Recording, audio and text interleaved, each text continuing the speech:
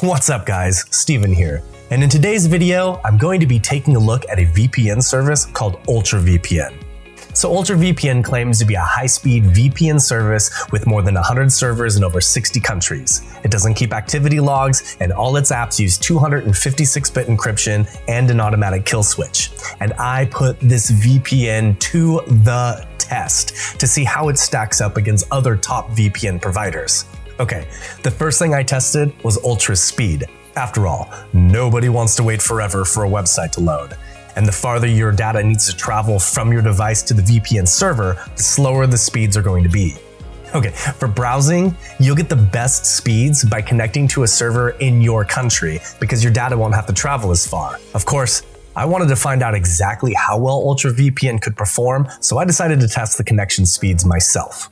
Initially, my base speed before I connected to UltraVPN included the download speed of 12.8 megabytes per second and upload speed of 1.34 megabytes per second with a ping of 31 milliseconds.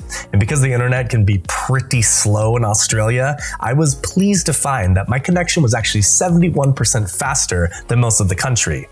Then my download speed decreased to 8.5 megabytes per second when I connected to UltraVPN's Australian server. Also, my upload speed increased to 1.6 megabytes per second, with ping increasing a little bit to 44 milliseconds. And that was still faster than 66% of the country, so I was actually happy with that result. Then finally, I connected to Ultra's US server.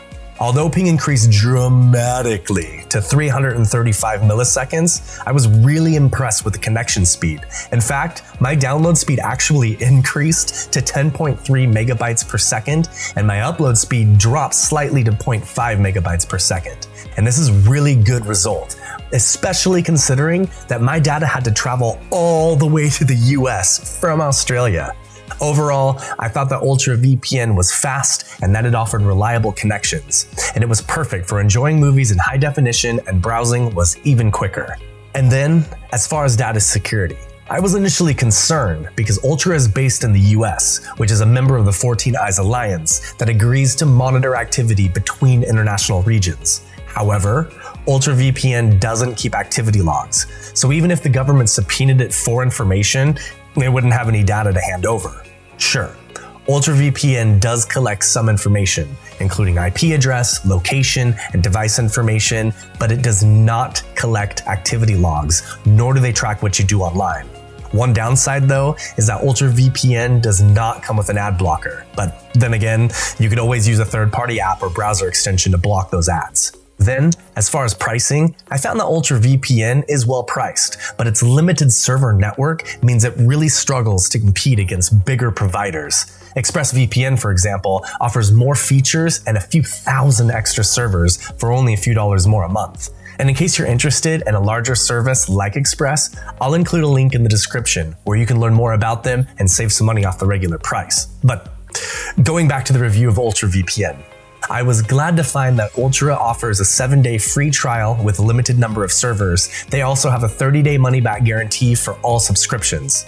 Now, as far as device compatibility, well, this one area is where UltraVPN really falls short. While it advertises one VPN service for all of your devices, UltraVPN only offers apps for Windows, macOS, Android, and iOS. But the good news is that you can connect to 6 devices simultaneously with a premium plan.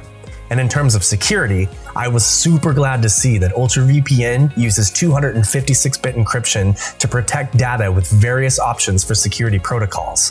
From within the app, you can configure UltraVPN to use IKEv2, UDP, or TCP. Fortunately, there's also an automatic kill switch, which they call a firewall, that prevents unprotected data from leaving your network in the event that your VPN connection fails. Also, it's nice that it can be manually configured from within the app, makes it super convenient.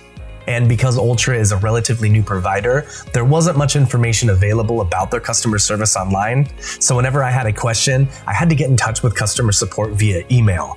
So you might have to deal with some back and forth emailing since there's no live chat support to answer instantly. And then when it comes to user experience, I found the UltraVPN app is really easy to use. It's lightweight, which was great for my aging Windows 8 PC. So running the app shouldn't freeze your computer or slow slow down any processes. Ultra offers a simple layout with convenient buttons to control your connection. However, there are very few settings, so Ultra VPN may not be the best choice if you're an advanced user looking to customize your connection. From the main interface, you can choose a server to connect to and configure your firewall. Unfortunately, there's no search function, so you'll have to scroll through the server list each time. And so, in summary, Ultra VPN is relatively small and doesn't offer a lot of value for your money. Still, when I tested it, my connection was quick and reliable, and I was able to access a few popular sites, though not all of them. Also, I had a lot of trouble setting it up, so I had to contact customer service 3 times just to get it going. Ultra's apps are easy to use, but are quite limited when it comes to features, and you can't customize them at all. So based on my experience, I actually don't recommend Ultra VPN.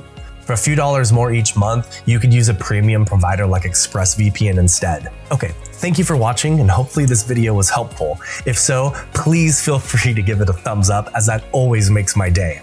And just a reminder, if you are interested in learning more about ExpressVPN, be sure to check out the links and coupon code I'll put in the description area below so that you can save some money. Also, if you have any questions at all, please do not hesitate to leave a comment. And if you're a new subscriber, welcome to our cyber family. Be sure to stay safe, and I'll look forward to seeing you in the next video.